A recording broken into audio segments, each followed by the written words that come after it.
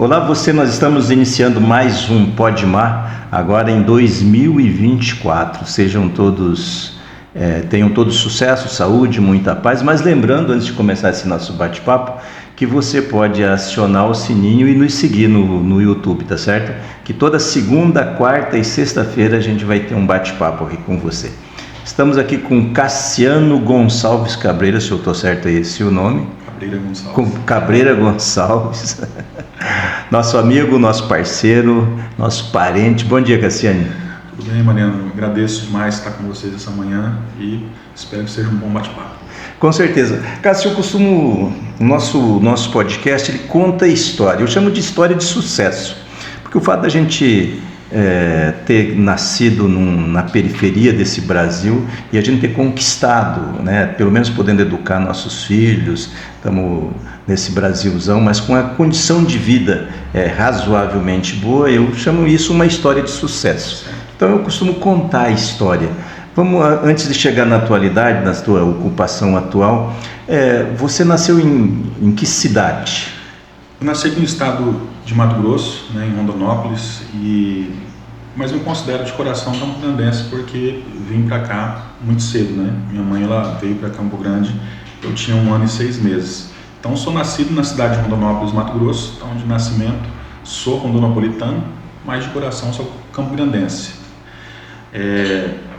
Acredito que eu faço parte dessa história, né, da maioria de nós todos, brasileiros, né, nesse caso. Todos nós aí temos a nossa história de luta, de batalha, e eu também sou fruto de uma pessoa que vem aí batalhando e não deixei de batalhar até hoje para a gente alcançar algum sucesso nessa vida, né? Você lembra em qual escola que você iniciou seus estudos? Bom, eu fui criado aqui na região do Vila Nasser, então eu iniciei meus estudos ali na escola Imaculada Conceição, ali na região Vila Saraiva, né? Imaculada Conceição. Ali eu fiz primeiro, segundo e terceiro ano. Estudei, meu início de vida foi ali. Foi alfabetizado lá no Imaculada. Fui alfabetizado no Imaculada Conceição. Aí dali, também passei ali pelo Copaçu, na escola Fausto Garcia Bueno. Então, os primeiros 4 anos foram ali realmente naquela região, né? A minha mãe foi uma pessoa que durante esse início nosso de vida nunca teve assim uma casa própria a princípio, né? Então a gente transitava ali na região, de um lado para o outro. Eventualmente isso afetava, né, tanto eu quanto meu irmão no sentido de onde nós estudávamos, né? Então comecei ali na Imaculada Conceição, depois fui para a escola Fausto Garcia Bueno, sempre nessa região do Vila Nasser, até a 4ª série pelo menos, né? Minha infância também foi muito assim. Eu me lembro, morei no Taveirópolis, Caiçara, Leblon, Marcos Roberto, Nhanhá, até que viemos para a região aqui, para Vila Seca e depois Vila Nasser. Mudamos muito também. Hoje meu filho, ele pede o contrário também. Ele fala, pai, eu queria mudar de casa, porque já sempre, né? Nasceu na casa aqui. Exatamente, vai fazer 14 anos agora, então sempre morando na mesma casa, então ele pede para mudar. Na minha infância, o contrário, né? A gente não queria, porque quando a gente estava se adaptando na escola, num lugar, aí você muda para uma região, para outra, e isso causava algum tipo de estresse, né? Mas, graças a Deus, fomos resistindo. Os amigos, né? Quando você está se enturmando com os amigos, é um abandono, é um recomeço quase que constante, né? Para a criança isso é um choque, né, emocional. Para a criança é um choque emocional. Para a criança o fato dela chegar num local e ela ter que reiniciar e readaptar é difícil. Por quê? Porque ela cria vínculos emocionais com outras crianças e dentro do coração de uma criança ela quer ali permanecer naquele ambiente seguro, naquele ambiente onde ela já conhece ali com quem ela vai brincar, com quem ela vai sair, o amiguinho, o vizinho. Então, para a criança, ele é uma ruptura, né? No mundo dos adultos, você está sempre buscando estar num local onde você pode se desenvolver melhor e dar uma melhor vida para os seus filhos. No mundo da criança, se ela puder, é fato que ela quer permanecer no mesmo lugar. Tanto que os vínculos nossos, né, afetivos, emocionais, da primeira idade, pelo menos os meus, muitos deles continuam ainda comigo, né? Você não consegue romper com aquela pessoa na vida. Você vai encontrá-la em algum momento e você quer tê-la por perto. Então, para a criança tem essa ruptura, esse choque, mas no mundo dos adultos a gente está buscando sempre um lugar de segurança, principalmente financeira também. Você está dando uma resposta, porque de vez em quando eu me pergunto, eu não tenho muitos amigos de infância, muito poucos. O que me acompanhou por um determinado tempo foi o Mr. Apa, que já fez a passagem já tem algum tempo, que era o que eu tinha maior vínculo de infância, mas depois na adolescência não teve. Mas você acabou de explicar aí meu problema, porque a gente mudou muito quando eu era pequeno, muito. Não tinha, era quase que uma família nômade mesmo, 3, 4, 5 meses e ia mudando. Então não tinha esse vínculo, isso que você coloca. Isso mudou muito a sua personalidade, Cássio? Eu sou uma pessoa de relações, Mariano. Obviamente, olhando para trás hoje, eu consigo dizer isso para você, como quem olha para trás fazendo uma análise da minha própria vida. Eu sou uma pessoa de relações humanas, eu vejo importância nas relações. Eu entendo que o ser humano, na sua vida, ele funciona de alguma forma como uma ponte, para você alcançar alguns objetivos que sozinho você não alcançaria. Então, desde a minha infância, até desde os meus primeiros contatos, eu mantenho naturalmente essas relações, essa proximidade com as pessoas. Eu, quando retorno para Rondonópolis, que também foi um local para onde eu transitei, então minha mãe veio de Rondonópolis, como eu já disse, eu tinha 1 ano e meio, mas durante toda a minha infância eu retornei para lá, para visitar meu pai, estar com as pessoas. Então, quando eu retorno para Rondonópolis, eu tenho ali aqueles amigos de infância que vão até o local que eu estou, na casa do meu irmão, na casa dos meus tios, e sempre aquele carinho, aquele afeto, e para mim são muito importantes, Essas pessoas, elas nos trazem de alguma forma a lembrança de um tempo que não vai voltar mais, A gente, quando você consegue encontrar alguém que fez parte da sua construção, do seu passado, aquele alguém de alguma forma ele vai trazer a lembrança de um tempo que não volta mais. Obviamente, pode ser também a lembrança de um tempo doloroso e penoso, mas faz parte da nossa trajetória, a gente não consegue apagar. Eu, apesar das mudanças, de estar de um lado para o outro, sempre nos locais onde eu estive, eu construí relações de amizade. É claro que essa palavra amizade para um adulto, ela tem uma conotação completamente diferente do que para uma criança. A criança, na sua simplicidade, todos que estão à sua volta são seus amigos. Para um adulto, essa palavra amizade ela tem um outro fundamento. Mas eu digo que eu guardei bons relacionamentos da minha infância, da minha adolescência, que me fazem muito bem até hoje, quando nos encontros, estando junto, tantos esses que foram formados na rua, quanto os da escola. O ruim às vezes é você olhar e ver que você está envelhecendo. Mas aí só para as histórias, para contar as lembranças. E o período essa parte da infância, da adolescência, você passou onde? Pois é, no tempo da adolescência, ali mais ou menos, talvez uma pré-adolescência, eu retornei para a cidade de Rondonópolis, fui morar com meu pai e foi uma outra experiência, A minha mãe permitiu que eu e meu irmão fôssemos para a cidade de Rondonópolis. Meu pai hoje faleceu no ano de 2008, e ali a gente foi ver como que seria essa criação fora da nossa cidade de origem, porque estávamos aqui apesar de ter nascido lá, fomos criados aqui, e também sendo criado pelo pai. Ali, aos 10 anos, eu estudei na escola Guerino Bertrand, uma escola que está na Vila Birigui, em Rondonópolis.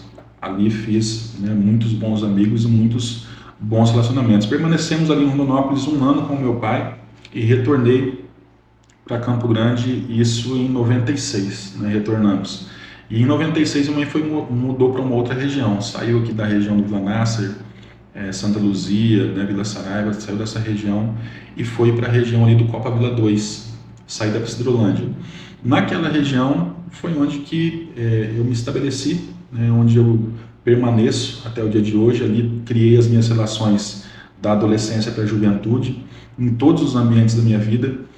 Fiz muitos contatos, muitos bons relacionamentos naquele lugar e hoje entendo como o meu lugar, quando eu estou naquela região ali, eu sinto que eu estou no lugar... Está em casa. Onde eu estou em casa, onde eu fui plantado. Ali também moramos, naquela região, em diversos lugares, Moramos na Copa Vila 2, no Jardim Tarumã, no Serra Azul, moramos também no Jardim Ouro Verde, que é onde eu moro hoje. Então, se eu for citar aqui, vai ser bastante, porque realmente, e às vezes em cada local desse, né, que eu estou te citando, às vezes foram 2 ou 3 casas. Tanto que algo muito marcante assim na minha vida foi aos 16 anos, quando a minha mãe adquiriu a casa dela própria, né? Então, isso é muito marcante, porque eu me lembro dela contando pra gente, né? Falando, não, filho, agora a casa lá é nossa, né? E eu me lembro exatamente do sentimento que eu tive no meu coração, porque a gente não vai percebendo, você só consegue ter algumas percepções sobre você mesmo quando você olha para trás. Naquele momento você não tem a exata percepção. Mas hoje, quando eu olho para trás, eu me lembro do exato sentimento de quando minha mãe falou assim, filho, eu comprei, né, a casa, agora a casa é nossa, né? É um sentimento de uma alegria de alguém que dá um respiro e fala assim, poxa, agora eu também posso estar próximo dos meus amigos. E eu vou voltar no tema amigo de novo, né? Porque aos 16 anos, a sensação e o sentimento que me deu eu posso agora também conviver com os meus amigos, me desenvolver com eles, porque você acostuma, né, numa vida nômade, onde você tem que se refazer e se refazer, né, se realiançar, conhecer, reiniciar. Acredito que tem o seu lado bom, porque o ciclo da vida é esse também, né? A gente desmorona e se refaz, né? A gente chora, enxuga as lágrimas e caminha. Então, é um treinamento, né? A gente entende que a vida é essa, onde você caminha, tropeça, levanta, se cura e continua novamente. E todos nós vamos ter que se refazer do começo ao fim. Em caso, se eu for fazer um paralelo, você foi criado pela sua mãe. 1 ano e 6 meses você veio para cá, ficou com sua mãe, mas aos 10 anos você volta para morar 1 ano com seu pai. Sim. Qual a lição que você tira, o aprendizado desse 1 ano com seu pai? Como é isso? Obviamente isso deve ter mexido, deve ter trazido algum resultado para a sua formação. Eu sempre cito, quando eu estou conversando com um amigo, com uma pessoa que eu tenho muito relacionamento, eu digo o seguinte, uma das admirações que eu tenho por minha mãe, em algo que ela nos deu na criação, e isso eu sempre cito, é que, diferente de algumas mães que são mães solteiras, ela conseguiu ser muito sábia em um aspecto, comigo e com meu irmão. Normalmente eu percebo, né, a gente vai acompanhando e você vai vendo que uma mãe solteira, por conta da mágoa que ela cria do antigo parceiro, ela acaba transportando essa mágoa também para o coração dos filhos. Não só a mãe, né? Eu estou citando a mãe aqui, mas a mãe e o pai às vezes fazem isso, né? Eles acabam transportando para o coração dos filhos aquela mágoa que ficou do relacionamento.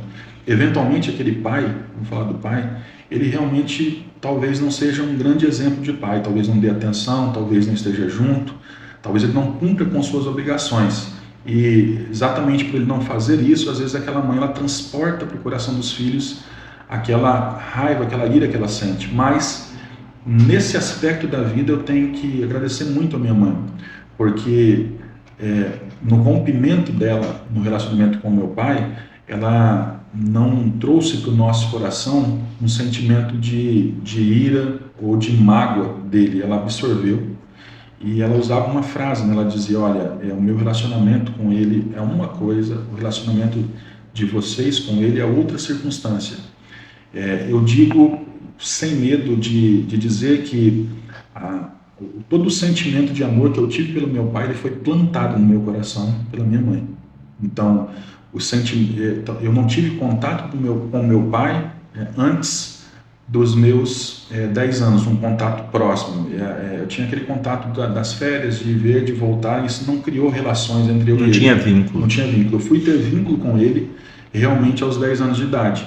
E os sentimentos que eu tive pelo meu pai até o último dia, que foi o dia que nós carregamos ali aquela esquife, todas as lágrimas que eu derrubei foram sentimentos plantados no meu coração pela minha mãe. Eu gosto de lembrar que às vezes a gente ia para a rua ou ia para fazer alguma coisa e apanhava na rua ou brigava, alguma coisa assim, minha mãe dizia assim, olha, se seu pai ficar sabendo que vocês apanharam na rua, mas ele vem aqui, mas ele pega todo mundo e aquilo. E aí a gente ficava todo feliz, acreditando realmente, porque ela plantava no nosso coração aquela coisa de que ele poderia vir e resolver o problema. Então, se seu pai ficar sabendo disso, né, vocês vão ver o que vai acontecer. E eu vejo isso como um lado bom, porque a gente conseguiu crescer com esse sentimento do pai próximo, mesmo ele estando distante. Antes de... estou me prolongando um pouquinho, mas eu vou chegar lá. Um outro ponto assim, que eu acho muito interessante quando eu olho para trás, eu vinha sentir falta de pai. Eu estava casado com 25 anos na frente da minha casa. Eu falei assim, foi a primeira vez que eu raciocinei assim, meu Deus, talvez isso esteja acontecendo comigo porque eu não tive pai. Foi a primeira vez, eu tinha 25 anos, eu estava parado na frente da minha casa, foi quando um menino de 15 anos falou para mim assim, mas você não sabe dirigir? Eu já tinha 25 anos, eu estava começando a aprender a dirigir. Aí eu falei, não, eu tô iniciando a dirigir. Ele falou, rapaz, mas meu pai me ensinou isso muito novo e tal. E aí, quando ele saiu de perto de mim, eu falei, realmente, né? Às vezes o pai é que incentiva ali, pega o carro, né, ensina. A minha mãe, ela foi tão presente, né, na minha vida que ela supriu, né, alguma falta que existia, ela supriu, ela fez os dois papéis, né? Isso causou muito estresse nela, isso causou muita dor, mas ela supriu.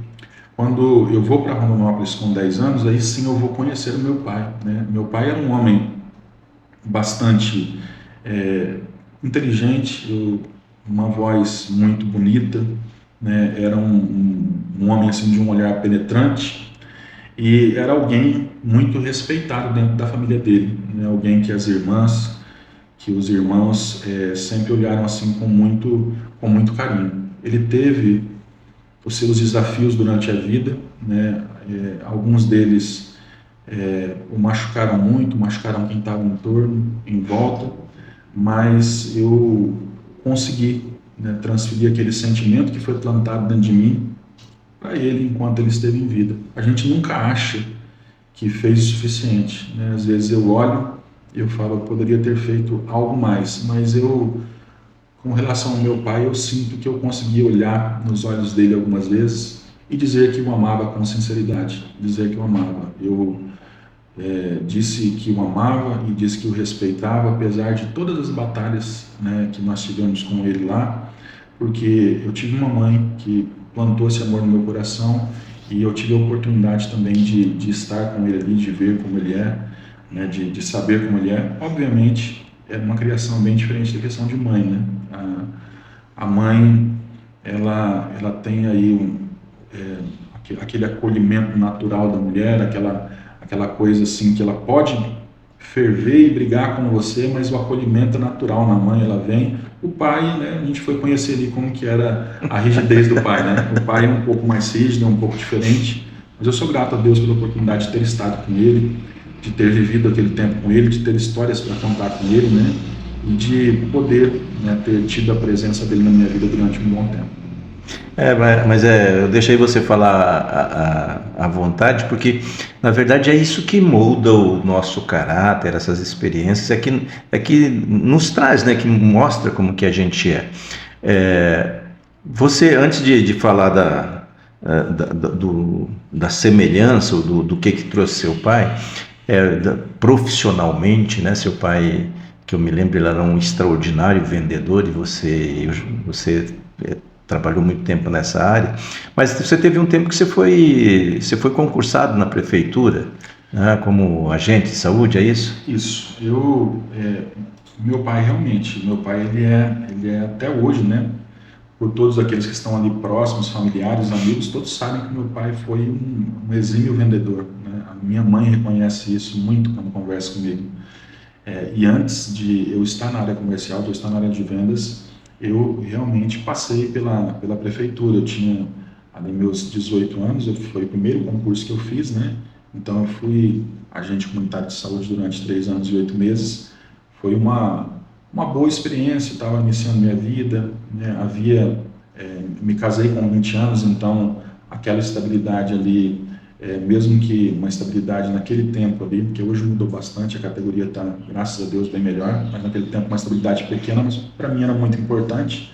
Fiquei ali durante 3 anos e 8 meses, né? Nesse período me casei, e isso foi muito bom para a gente, né? Deu uma estabilidade para um casal jovem, né? Início de casamento, e depois, posteriormente... O que te fez sair dessa estabilidade? Foi questão financeira? Financeira. Eu me casei muito jovem, né? Hoje, interessante que quando eu me casei com 20 anos, mas quando as pessoas diziam, mas vocês estão muito novos, né? Na minha cabeça não entrava aquilo, né? Hoje só que eu estou olhando para trás, a gente vê como que realmente você está jovem com 20 anos, né?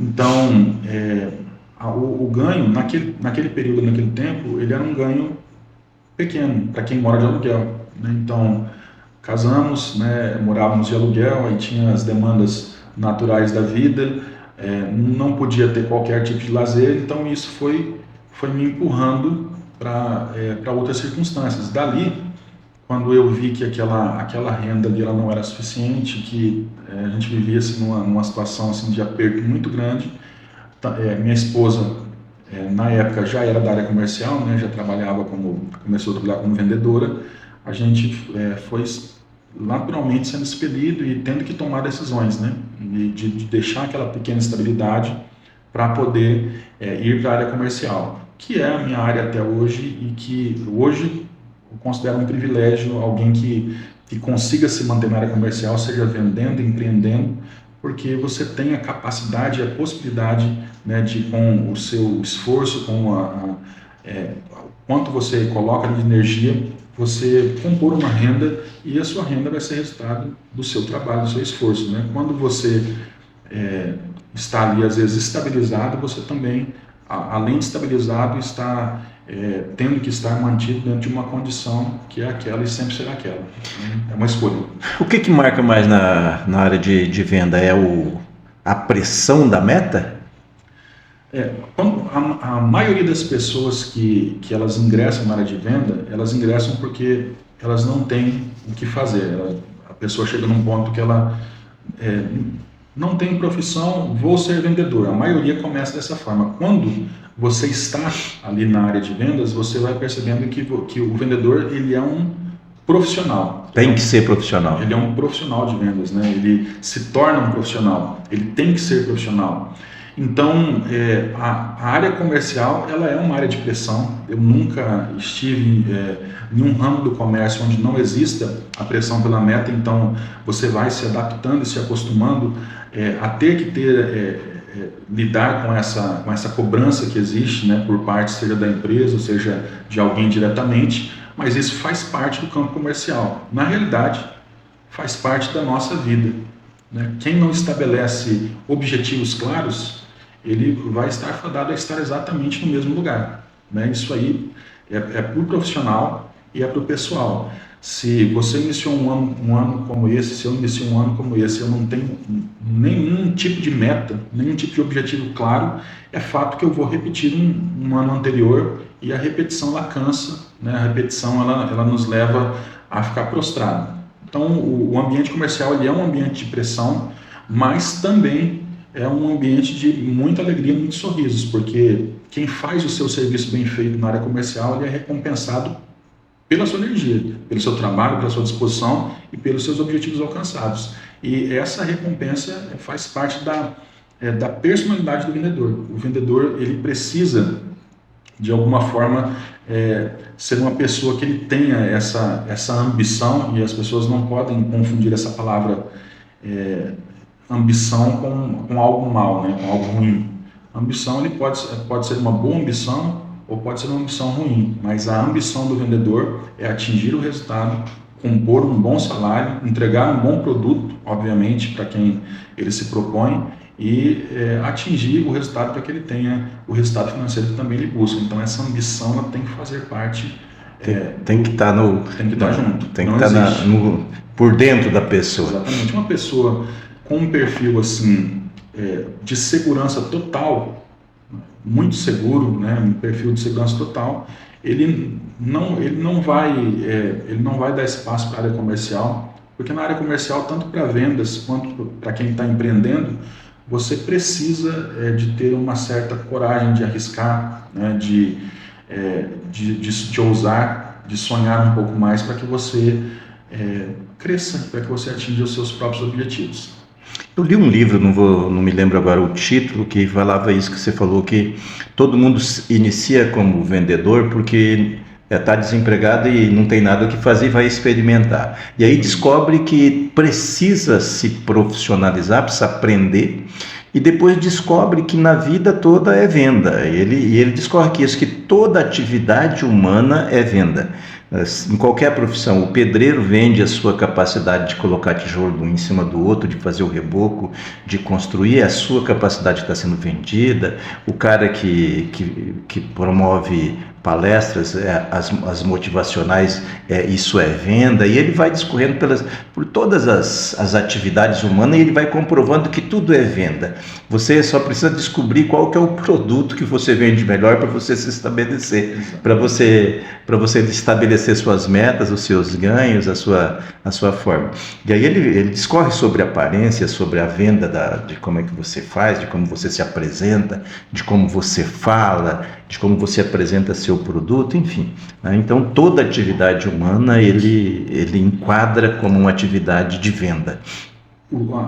Quem não vende, né, na vida, e quem não vende em todos os ambientes, ele não vai conseguir se desenvolver bem, né? Porque, como você acabou de dizer, tudo basicamente que nós fazemos, ele vai envolver a venda, até mesmo uma simples saudação, né? Uma abordagem, né? Eu gosto de um formato, eu digo ali que eu passei por uma grande empresa aqui do Brasil, né, que recrutava muitos vendedores, e aquela empresa não era só uma empresa de oportunidades, mas era uma empresa de treinamento, né? Ali ela preparava pessoas para a área comercial de uma forma que eu nunca vi em nenhuma outra empresa. Então ela começava a ensinar esse consultor de vendas, esse vendedor, a partir da abordagem, né? Então eles tinham um termo: aborde positivamente, né? Isso aí, para uma pessoa na vida, no dia a dia, né, como você chega no ambiente, a energia que você passa, o cumprimento, a forma com que você fala, as suas expressões, elas já começam a te vender a partir daí, né, da sua abordagem, do seu dia a dia, né, dos seus relacionamentos, né, de como você se veste, da sua postura, da sua fala, da sua moral. Uma pessoa hoje que ela não consegue transmitir essas verdades, ela não consegue veicular nem produtos e nem consegue veicular informações, porque você só ouve alguém que você respeita, você só dá atenção para alguém que você olha e de alguma forma você admira. Do contrário, são apenas palavras. Então a venda, ela permeia todos os ambientes da nossa vida, e por isso eu volto a dizer, eu sei que as pessoas mais bem-sucedidas, né, que nós temos hoje aí nesse país, né, empreendedores, pessoas que chegaram, né, em grandes objetivos, são grandes vendedores. Isso é um fato. Você vendeu em vários setores. Agora você está vendendo educação? Hoje eu digo que esse termo para a área de educação, porque eu passei aí por diversos ambientes na área comercial, né? Eu comecei vendendo externo na rua, também já fui vendedor do varejo, né, vendendo de moto, vendendo consórcio, já vendi móveis, eletrodoméstico, e na minha trajetória aqui mais próxima agora, eu trabalhei muito em concessionárias, né, foi onde eu fiquei a maior parte do tempo, trabalhando com venda de veículos novos e seminovos. A venda em si, você conhecendo o produto, ela respeita uma coluna vertebral muito parecida. A grande questão é o conhecimento e o aprofundamento que você tem no produto. Hoje, eu migrei para uma área diferente do que eu fiz a vida toda, hoje que eu digo nos últimos 2 anos, né, que é realmente o curso de nível superior, graduação EAD. Ali, você veicula um produto que é comprado, né, mas eu chamo isso muito mais do que venda hoje, porque ele me dá um tipo de satisfação diferente do que qualquer outro produto que eu tenha vendido, porque você vender um produto que ele traz para a pessoa algum tipo de benefício emocional é muito bom, alegria é muito bom, mas você veicular um produto que ele vai instruir, né, que ele vai trazer base sólida de conhecimento para quem está adquirindo, que ele vai mudar a trajetória daquela pessoa, a sensação é completamente diferente. Nesse aspecto, mesmo sabendo que por ser um produto comprado, ele é um tipo de venda, mas eu digo que é uma solução enorme para a vida de alguém. Quando você vende algo que faz parte da sua trajetória e que mudou também a sua trajetória. Eu ouvi uma frase há 9 anos atrás de um amigo, de uma pessoa que ouviu naquele momento em mim, talvez um potencial que às vezes nós mesmos não estamos enxergando ou olhando, né? É muito interessante quando você ouve, né, de alguém algo a seu respeito que você mesmo não está conseguindo visualizar. Então eu por estar na área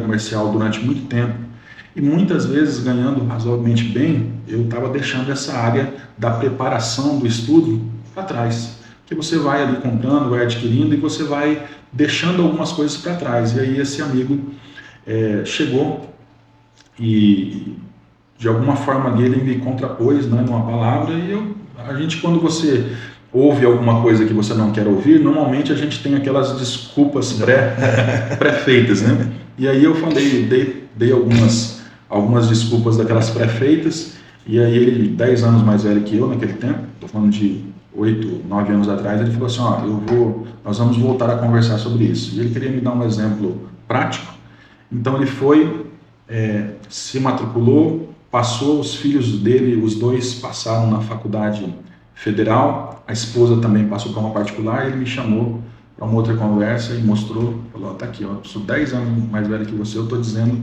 que você tem capacidade, tem potencial e que você pode. Qual que é a sua desculpa hoje? Falou assim para mim. E aí eu não tive o que fazer. Aí eu tive que reconhecer que ele me deu um grande exemplo, né? E eu também busquei naquele tempo o EAD. E me formei, né, em administração EAD, portanto, por eu ter chegado até o final, por eu ter conseguido a formação a partir do EAD, é um produto da área da educação que eu confio e que eu acredito que seja uma solução para uma sociedade que está sempre acelerada e que muitos de nós, principalmente aqueles que já têm mais de 30, 35 anos, não conseguem parar por conta das suas atribuições pessoais, casamento, família, né, a própria área comercial. Eventualmente, essa pessoa tem muito mais dificuldade de hoje estar sentado 4, 5 horas dentro da sala de aula assistindo uma aula presencial. Então eu vejo o EAD por experiência própria como uma solução, porque foi uma solução para mim, né? A partir do momento que eu consegui a minha formação em administração, eu tive algumas portas abertas, algumas das quais eu entrei, né? E pude entrar por conta da minha formação, e hoje eu, né, não sou mais apenas um estudante EAD, mas eu, né, possuo um polo de graduação EAD aqui em Campo Grande. Eu veiculo esse produto e eu posso dizer que, apesar de ser um tipo de venda, o prazer com que eu faço isso é totalmente diferente de qualquer outro produto que eu já veiculei, porque quando eu converso com pessoas que dizem as mesmas frases que eu dizia, entre aspas, eu tenho moral para dizer assim, eu já disse tudo isso aí, eu sei exatamente o que você está dizendo. Você sabe combater a objeção na raiz. Na raiz, eu sei combater, e hoje que nós estamos tendo as primeiras turmas se formando, né, eu vejo pessoas dizendo e agradecendo, e é muito bom você fazer parte, né, as pessoas mandando mensagem dizendo assim, olha, eu quero te agradecer, porque foi aquela conversa naquele dia, foi aquela palavra, né, que você falou, como eu sou grato a esse amigo meu, né, do passado, que me deu esse exemplo, que me deu aquela palavra na hora certa. Frases simples que nós ouvimos o tempo todo, mas quando ela entra no seu coração, ela faz toda a diferença. Qual que é a dificuldade de fazer um EAD? Colocar a agenda do EAD no meu tempo, eu aprender como que eu posso, ou eu tenho que decidir o tempo que eu vou dedicar para estudar? Como é que funciona isso? A maior barreira que uma pessoa enfrenta ao fazer o EAD, a primeira barreira que ela enfrenta é a barreira dela já entrar, às vezes a pessoa está ingressando, mas aqui na mente ela está entendendo que olha, eu estou tentando, mas eu não vou conseguir. A pessoa vem com muitas barreiras, porque ela entende que ela é menor do que aquilo, que ela não vai conseguir, que ela não vai saber ler. Então todas as pessoas que são matriculadas hoje no polo, né, da faculdade de graduação ali onde eu estou gerindo, eu quebro essa barreira inicial que a pessoa ela vem com autoestima muito baixa. Quem faz EAD, às vezes ele está 20 anos, 15 anos sem entrar na sala de aula, né? Ele está naquele modelo antigo de estar ali junto com o professor, antigo no sentido de que eu digo que hoje o EAD é uma realidade, né? A gente sabe que existem... É a realidade digital, né? Digital, né? Então, a pessoa vem com muitas barreiras. Então, quebrou-se essa objeção, aí você vai passar para os outros pontos, que foi exatamente o que o senhor colocou. A pessoa inserir, né, o estudo à distância no dia a dia dela, é um ponto que leva um tempo de adaptação. Hoje, na análise, né, do meu dia a dia, do dia a dia dos acadêmicos que estão ali comigo, eu já sei que é pelo menos 4 meses para essa pessoa poder se estabilizar, colocando, né, o tempo do EAD na vida dela, e ela passando esse período, normalmente 3, 4 meses, normalmente ela não vai parar mais. O grande segredo é a compreensão do ambiente virtual. O acadêmico, ele não, olha, a grande maioria das pessoas que desistem do EAD, eles não desistem por conta do investimento financeiro, porque o investimento financeiro, ele é muito acessível, muito acessível mesmo. Eu chego a me impressionar com o valor que uma pessoa de ter uma graduação, nível superior, um curso autorizado pelo MEC, né, uma faculdade de nota máxima, e a pessoa faz um investimento de R$ 99,00 mensais, pode ser progressivo, R$ 159,00 mensais, fixo, né, R$ 199,00 fixo. Estou falando de valores porque eu sei que são valores acessíveis. Você para hoje numa lanchonete para você comer um lanche com a sua família, você vai gastar aí pelo menos R$ 80,00. Então, 2 vezes no mês que você... Já foi a mensalidade. Você está pagando a sua faculdade. A grande barreira que as pessoas têm hoje, indiscutivelmente, é a compreensão do ambiente virtual. Quando a pessoa compreende o que ela está fazendo e o que ela precisa fazer, ela vai conseguir prosseguir com o curso dela, porque ela vai entender o ambiente virtual e a sala de aula. Existe um caminho no EAD, um caminho que você tem que fazer de início, meio e fim. A grande maioria das pessoas que desistem do EAD, né, que eu tenho agregado ali junto comigo, e eu tenho feito esse trabalho, eu digo que é o grande diferencial do meu trabalho, é o acompanhamento com o aluno. As pessoas, elas não recebem atenção no EAD, elas são matriculadas e vai para sua casa, está aqui seu login, sua senha, e a pessoa fica sozinha. Primeiro dia que ela está ali na frente do computador, ela vê muitos PDF, um monte de livro para ela ler, um monte de disciplina, a pessoa não sabe como navegar, ela fica 15 dias no máximo, ou ela vai abandonar, ou ela vai já ligar para pedir para trancar. Então esse trabalho, mesmo sendo EAD, né, ali eu faço um trabalho com as pessoas de reunião no polo, de ensinar a navegar no ambiente virtual, da pessoa compreender o começo, meio e fim. Quando ela compreende e ela insere no dia a dia, ela passou esses primeiros 3, 4 meses, ela vai com certeza continuar. Com relação ao tempo de estudo, essa é a grande beleza do EAD. O EAD ele te dá a possibilidade de você decidir quando você vai fazer isso. Você decide quando você vai parar, quando você vai estudar, quando você vai assistir vídeos, né, ela te dá a possibilidade pela manhã, né, de noite, de madrugada. Então ela te dá essa flexibilidade que o ensino presencial não dá, né? O ensino presencial, ele, obviamente, vai exigir que você esteja naquele horário, naquela data. E o ensino EAD, ele te dá essa flexibilidade de tempo, que é o grande diferencial. Hoje, a grande maioria das pessoas que fazem EAD, elas já têm as suas responsabilidades diárias, são pessoas, né, de mais de 30 anos, na sua grande maioria, e essas pessoas precisam de flexibilidade de tempo. Então você tem um nicho específico que você aposta e que procura o EAD.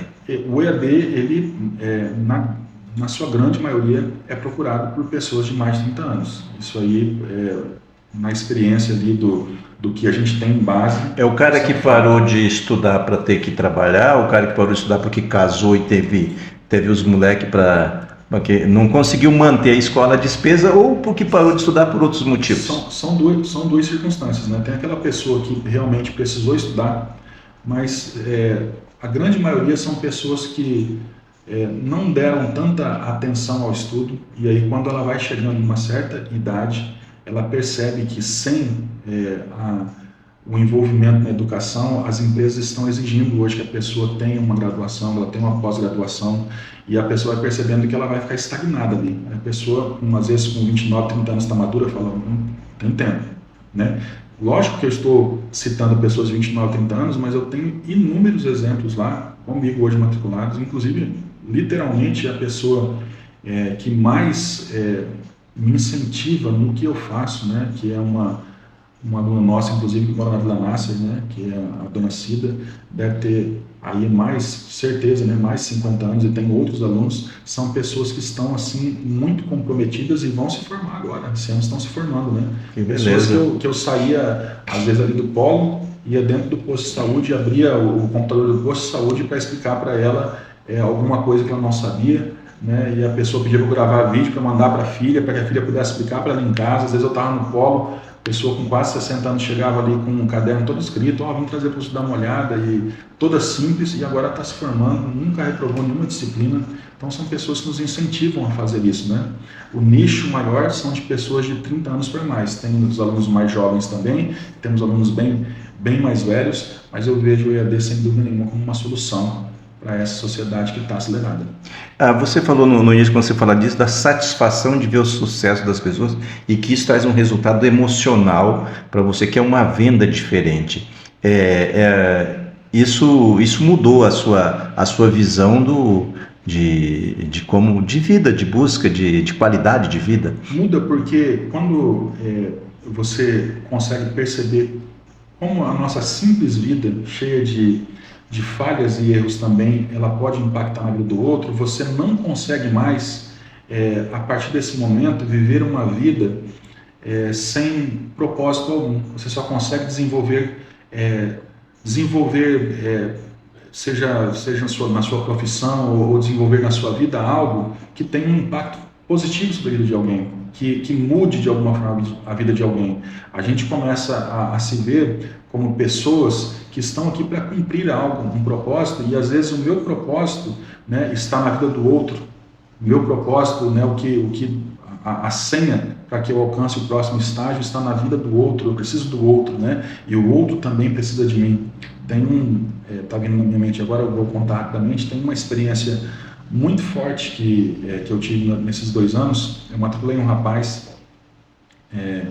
não vou citar o nome dele porque não há necessidade, mas eu matriculei um rapaz ali no polo da nossa faculdade, e foi muito difícil de fechar a matrícula dele, porque o Campo Grandense, eu costumo dizer, e quem é daqui sabe, né, o Campo Grandense ele é naturalmente muito desconfiado. E hoje a venda ela acontece pelas mídias sociais, pelo WhatsApp. As pessoas não estão mais assim muito de estar se deslocando, elas querem fechar ali, né, pelo Instagram, pelo WhatsApp. E o EAD não é diferente, né? Você vai fechando ali as matrículas dessa forma. E ele muito desconfiado, então ele veio no polo umas 2 vezes conversar, e eu tentando, aí às vezes ele sumia, e eu tal, enfim, chegamos a um ponto que ele fechou a matrícula. Ele falou, vou confiar em você. Eu falei, aí eu joguei aquela última sementinha do vendedor, que é quando acabaram todos os argumentos da razão, ele pula para o emocional. Nos dê, né, essa chance de te provar que vou dar essa chance para vocês então. Aí ele veio conosco.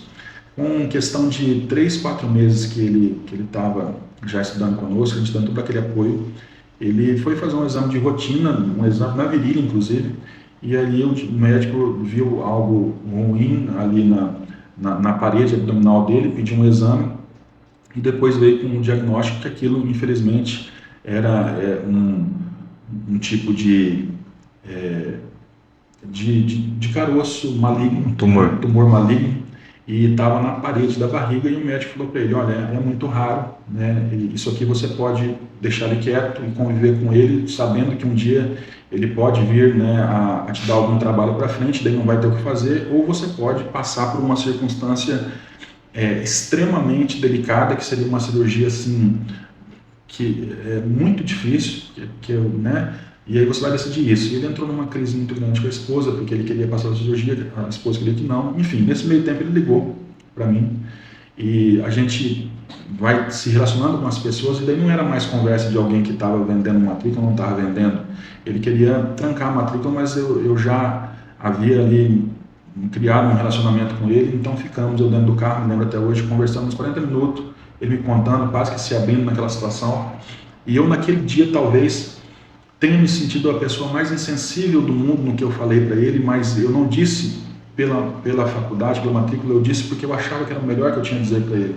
Ele falou, olha, então por isso o médico já me avisou que eu vou ficar no mínimo 60 dias dentro do hospital após a cirurgia e vou ter que ficar no mínimo 4 meses dentro da minha casa, né, deitado. E aí eu falei para ele assim, olha, deixa eu dizer uma coisa, não faz isso. Não faz isso, você vai ficar muito tempo parado. Não para de estudar. Esse tempo você precisa preencher a sua mente. Mas, cara, eu vou estar nessa situação. Você está com o celular na sua mão. Você vai fazer o quê? Você vai olhar redes sociais? Usa o celular e leia. Se você pode estudar pelo seu celular, leia. Chega na tua casa, quando você puder começar a sentar, abre o notebook e leia. Você faz a prova com um clique. Não para, Cassiano, não para. Não era pela matrícula mais. Eu falei, você precisa ter na sua mente algo que te impulsione, que te já era motivacional. Motivacional, que faça olhar para o futuro, que faça você ver que tem muita vida pela frente. Agora você paralisar a sua vida nesse momento não vai ser bom. E naquele momento eu me senti insensível, mas eu sentia que era o que eu precisava dizer. Ele entrou em contato comigo, não tem nem 30 dias, mandou uma mensagem muito bonita, quero agradecer muito. Está bem, está em outro estado, está trabalhando, se recuperou, porque as suas palavras não deixaram parar, eu estou me formando. Isso não tem preço, não tem dinheiro que pague, não é o valor, é a história, né? É você fazer parte da vida de alguém. E a gente tão falho, tão pequeno, a gente pode contribuir com alguma coisa, então isso não tem preço. Cassiano, vou deixar você livre, você pode falar olhando para a câmera, dá o endereço da Senspeg, telefone, como é que faz para entrar em contato com você, para você falar, enfim, para a pessoa que está decidido a voltar a estudar. Isso aí, gente, eu estou aqui com o polo da Faculdade Senspeg em Campo Grande. Para você que não conhece, a Faculdade Senspeg ela já atua no nosso Brasil há 16 anos. Tá? Ela nasceu ali em Joinville, Santa Catarina. Hoje nós possuímos mais de 300 polos pelo Brasil, são mais de 80 mil alunos e já formamos mais de 2.700 turmas. Tá bom? A Faculdade Senspeg ela veicula cursos EAD 100% à distância. Tá? Você vai ter acesso através de login e senha, né, a plataforma. É uma plataforma muito intuitiva, muito interativa, de fácil acesso e fácil navegação. A nossa didática, a forma da Senspeg, ela é muito fácil, né? Você recebe uma disciplina por mês e dentro dessa disciplina você recebe conteúdo programático, biblioteca virtual, livros em PDF, opções de aulas gravadas e também opções de aula ao vivo. Na Senspeg, até as provas você faz no conforto da sua casa. Eu estou dizendo para você que nós estamos aqui na Copa Vila 2, né, o nosso polo fica ali na Rua da Península, número 454, no segundo piso. Eu tenho certeza que nesse início de ano, se você decidir, né, dar esse passo em direção ao seu futuro, você não terá nenhum arrependimento. O ensino à distância ele funciona e ele pode mudar a sua trajetória. Então, se você está ouvindo aí e você entender essas palavras, você pode entrar em contato com a gente, eu vou ter o maior prazer de atendê-lo. E assim a gente vai encerrando mais esse Podmar, hoje sobre a trajetória do Cassiano, agora com o EAD, você que está aí pensando se a educação vale a pena, dá uma ligada para ele, bate um papo, que eu não tenho dúvida que ele vai te convencer a voltar a estudar, não no banco da escola, né, mas na frente do seu celular, na frente do seu notebook. E Cassiano, quero te agradecer a gentileza de tirar essa manhã para vir bater papo com a gente aqui. A gente está à disposição, qualquer coisa também é só nos avisar. Eu que agradeço a oportunidade de estar aqui com você, né, batendo esse papo, podendo falar da Faculdade Senspeg, de coisas importantes na nossa vida. Muito obrigado. Gente, não se esqueça de acionar o sininho e de se inscrever no nosso canal. Um abraço.